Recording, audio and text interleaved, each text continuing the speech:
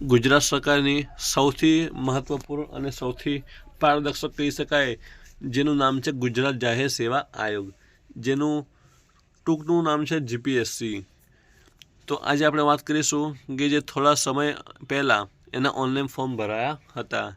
જે ભરતીનું નામ છે રાજ્ય વેરા નિરીક્ષક વર્ગ 3, એટલે કે STI, જે જીપીએસસી જાહેરાત ક્રમાંક 28/2024-25 અન્વયે એના થોડા સમય પહેલાં ફોર્મ ભરવામાં આવ્યા હતા. ફોર્મ ભર્યા બાદ હવે તેની લેખિત પરીક્ષા એટલે કે OMR પદ્ધતિથી પરીક્ષાનું આયોજન કરવામાં આવ્યું છે. પરંતુ ગુજરાત સરકાર દ્વારા જીપીએસસી દ્વારા એક જાહેરાત અમલમાં મૂકવામાં આવી છે. જે જાહેરાત અન્વયે આપણે આજે વાત કરીશું, જેનું મુખ્ય નામ છે પ્રાથમિક કસોટીમાં હાજર રહેવા માટે સંબંધિત પત્રક દર્શાવવા બાબત. એટલે કે જો તમારે આ પરીક્ષાની અંદર હાજર રહેવું હોય, આ પરીક્ષા જો તમારે ખરેખર આપવી હોય તો આ સંબંધી પત્રક ભરવાનું રહેશે. આ સંબંધી પત્રક જો ભર્યું હશે તો જ તમને પરીક્ષા દેવામાં આવશે.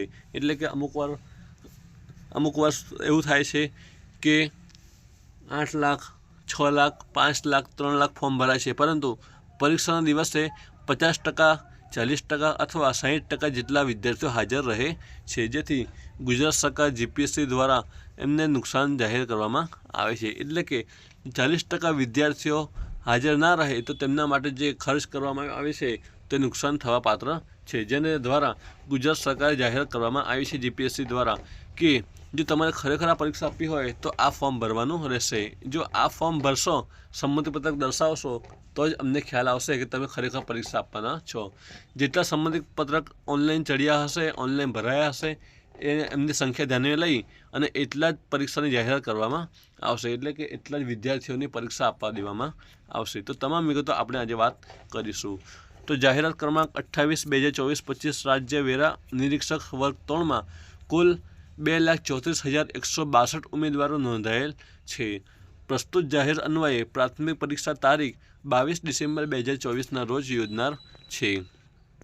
ત્યારબાદ આપણે વાત કરીએ તો પરીક્ષામાં ઓનલાઈન ઉમેદવારી નોંધાવતા ઉમેદવારો પૈકી ઘણા ઉમેદવારો પરીક્ષા પરત્વે ગંભીર હોતા નથી, તેમજ પરીક્ષામાં પણ હાજર રહેતા નથી.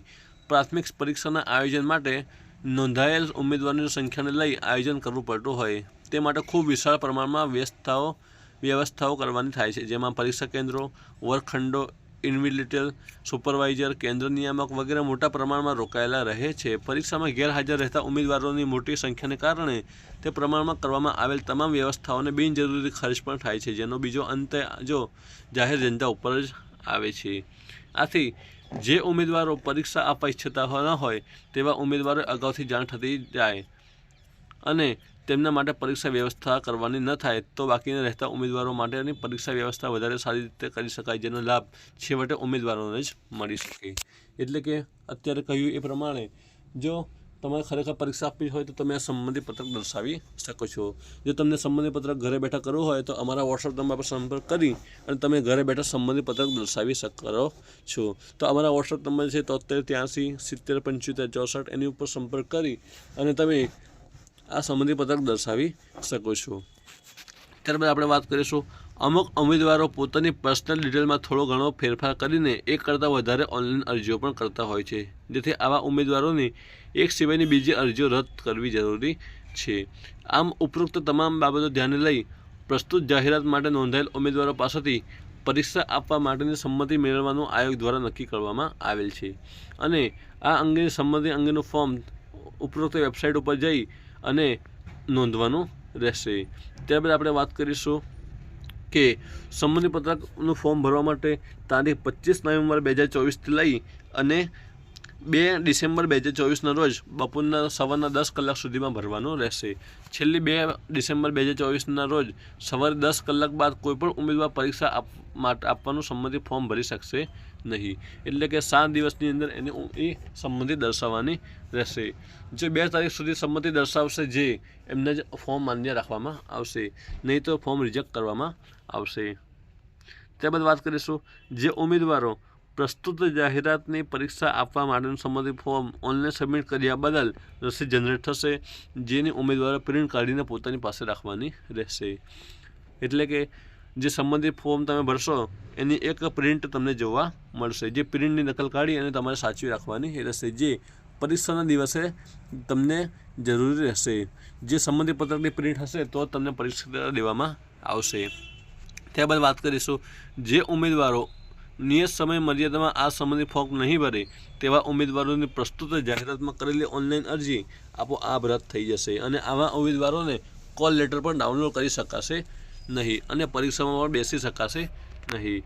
આ અંગેની કોઈપણ રજૂઆતો પાછળથી આયોગ દ્વારા ગ્રાહ્ય રાખવામાં આવશે નહીં. એટલે કે જો આ ફોર્મ તમે ભરશો સંબંધિત પત્રક તો જ તમને પરીક્ષા દેવામાં આવશે અને જ્યારે કોલ લેટર આવશે ત્યારે જેને સંબંધિત પત્રક ફોર્મ ભર્યું હશે તેમના જ કોલ લેટર ડાઉનલોડ કરવામાં આવશે. જો આ ફોર્મ નહીં ભર્યું હોય તો એના કોલ લેટર ડાઉનલોડ કરવામાં આવશે નહીં. એક ઉમેદવાર પોતે એક જ સંબંધિત ફોર્મ ભરી શકશે. જો કોઈ ઉમેદવારે પ્રસ્તુત જાહેરાત અન્વયે 2 ઓનલાઈન અરજી કરેલ હશે અને બંને કન્ફર્મ નંબર મેળવેલ હોય તો પણ તેવા ઉમેદવારે કોઈપણ એક કન્ફર્મેશન નંબર ઉપરથી એ સંબંધિત ફોર્મ ભરવાનું રહેશે. પ્રસ્તુત જાહેરાત અન્વયે જે કોઈ ઉમેદવાર દ્વારા અલગ અલગ કન્ફર્મેશન નંબરના અલગ અલગ સંબંધિત ફોર્મ ઉમેદવાર દ્વારા ભરેલ હોવાનું જણાવ આવશે તો તેવા ઉમેદવારોને ગુજરાત રાજ્યની તમામ ભરતી સંસ્થાઓની સ્પર્ધાત્મક પરીક્ષાઓ માટે ગેરલાયક ઠેરવવાની કાર્યવાહી કરવામાં આવશે. પ્રસ્તુત જાહેરાતની તારીખ 22 ડિસેમ્બર 2024ના રોજ યોજનાર પ્રાથમિક પરીક્ષા આપવા માટે સંબંધિત ફક્ત માત્ર ઓનલાઈન ઉપરોક્ત વેબસાઇટ ઉપર જઈ ભરી શકાશે. અન્ય કોઈપણ માધ્યમથી સંબંધિત ફોર્મ આયોગ દ્વારા સ્વીકારવામાં આવશે નહીં. સંયુક્ત વિભાગ ગુજરાત જાહેર સેવા આયોગ દ્વારા ગાંધીનગર દ્વારા 25 નવેમ્બર 2024ના રોજ એક પરિપત્ર બહાર પાડી અને આ વિગતો તમને આપવામાં આવી છે. એટલે તમે જોઈ શકો છો કે જો STI રાજ્ય વેરા નિરીક્ષક એની અંદર કુલ 2,34,162 ઉમેદવારે ફોર્મ ભર્યા છે, જેની અંદર 50% જેટલો ઘટાડો થવાની સંભાવના છે, જેને પગલે ગુજરાત જાહેર સેવા આયોગ દ્વારા એક મહત્વપૂર્ણ જાહેરાત કરવામાં આવી છે. એટલે કે જો તમે ખરેખર પરીક્ષા આપવી હોય તો તમે આ ફોર્મ ભરી શકો છો અને જો આ ફોર્મ ભરશો તો જ તમને પરીક્ષા દેવામાં આવશે. જો આ ફોર્મ ભરેલ નહીં હોય તો તમારા કોલ લેટર ડાઉનલોડ કરવામાં આવશે નહીં અને પરીક્ષા પણ દેવામાં આવશે નહીં. એટલે જો તમારે ફરી એકવાર કહી શકીએ તો ફરીવાર તમારે જો ઘરે બેઠા ઓનલાઈન સંબંધિત દર્શાવી હોય તો અમારો સંપર્ક કરી અને તમે દર્શાવી શકો છો. ફરીવાર ચેનલની અંદર નવા હોય તો ચેનલને સબસ્ક્રાઈબ કરજો, લાઇક કરજો, શેર કરજો, જેથી આવા તમામ પ્રકારના તમામ વિડીયો, તમામ જાહેરાતો, તમામ યોજનાઓ, તમામ લાભ, તમામ પ્રકારના આયોજન તમને અને તમારા નજીકના તમામ લાભાર્થીઓ સુધી પહોંચતા રહે.